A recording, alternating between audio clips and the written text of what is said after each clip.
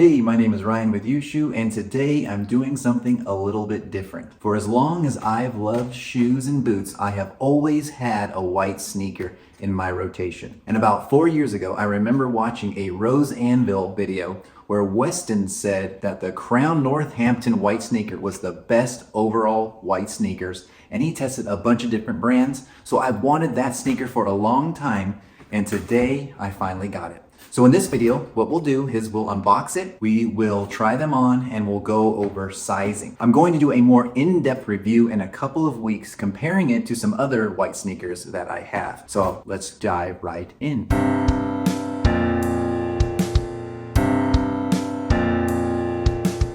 It feels like it's been forever since I wanted this pair of shoes.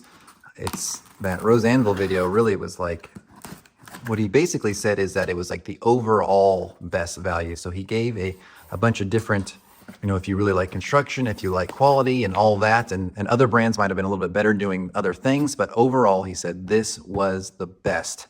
And Crown Northampton is just a cool company because it makes like shell cordovan sneakers, which that is probably the next one on my list. That's a dream list, really.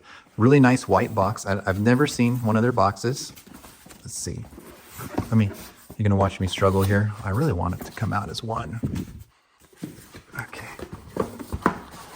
I think they're known for the white sneaker. I think this is their best seller. This, in fact, is the best-selling shoe that they have, at least according to their website. So that is just a really strikingly pretty white box. You don't see a white box very often. I think it looks really cool. Let's check this out. Handmade in England since 1908. This is a truly heritage brand. So, okay, what do we have here? First things first, we have a little postcard. Oh, that kind of shocked me. This is a handwritten note that says basically what we've included and reach out if you have any questions. That's special. I don't know why that means so much. I honestly don't. I'm kind of taken back by that, but that's really cool. And I do want to say these were sent to me by the brand to do a review, to do this video right here. So I know we talk a lot about shilling on this channel and is it right or if it's wrong, but to be honest with you, if a brand wants me to unbox a product, show the product, and give a link to the product, I'm gonna do it because it's fun. I enjoy making the videos. I enjoy the interaction in the comments with you guys, and hopefully it helps you make a more educated purchase. So I just don't see why it would be bad to do this, but just as a heads up. Okay, wow. Now this must just be a gift, and this is awesome. Like, now I'm blown away. Let me see, let me read this note again. Yeah, so this is a wallet from their Offcuts collection, and that is just really cool. It's nice, this isn't gonna happen. This is different from your normal unboxing that you're gonna get. I am a little tiny boot YouTuber, so they throw stuff like that in for free, but that's just cool. I don't really know what to say about it. This, I believe, comes with it. This is like a foam. It looked like leather at first, right? But it is just a foam insert. I guess that just helps you size it better. There you get a little bit of an idea of what size I got. And if you know anything about me, you know that is no shocker. But hopefully there'll be some new people to this channel with this video. You never know. Okay, nice boot bags. Overall, the experience so far, I guess I did get the free wallet, right? So I should be over the moon with it, but it is one of the best, the best sneaker unboxing I've ever had, and on the top tier of overall boot unboxings with 2 separate dust covers for a white sneaker. Wow. All right. Yeah, this was made to order. It took about a month to get it, and it just looks really, really awesome. The smell kind of reminds me of when I walk into Allen Edmonds. There's just like this intense smell. It actually looks like a lasted shoe, which so many times with white sneakers, it feels like you just have what's that, an extra set of laces? It's just like a totally machine-made shoe. And I'm sure there's a lot of machine-made aspects of this, but this one, for the first time ever, feels like it's like actually a handmade, hand-lasted. Oh, there we go. 12.5. That's the size I got. And that, of course, is, UK sizing. but I'm a 13D on the Brannock, so I got a 12.5. That's a little bit of a generous toe there. I mean, it's definitely not like a wide toe box by any sense, but that's just really cool. Now, it's hard. I don't really know how to compare white leathers.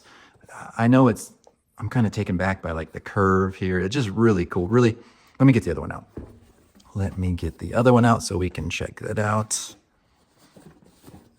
Okay. Is that the same leather? It looks like the same leather that they use for the shoe. That is so nicely made. It's incredible. Of course, we've got padding like crazy. What I do like is I have seen that they come with those little insoles to kind of help you out. And I'll talk about this more when it comes to sizing, but I did kind of err on the larger size, which I think is going to work out. I think it's going to be comfortable. And I'll do a deeper dive into the shoe in my review, but let's just look at it. Look at that. So we've got, a nice like glove leather liner with the logo, and you got the stitch in there, that sidewall stitch, and then what to me with some sort of hard material as I think that's a stroll board in the sneaker world. I'm not sure, but I know you really want a hard material there to go along with that cup sole. I know Rose Anvil, he's pushing leather stroll boards. We don't really know if that's the best or not, but having a hard one is better than like what you get in a Puma or something where it's just a fabric, soft fabric. Then you have the rough out, pretty thick, little heel counter there, and just an overall beautiful shoe. The quality control, I don't really know how to explain it, but it just feels handmade and it just feels more premium. But we're gonna go into a little bit more about those aspects of why I'm seeing that in the review. But let's turn the camera around and try these on.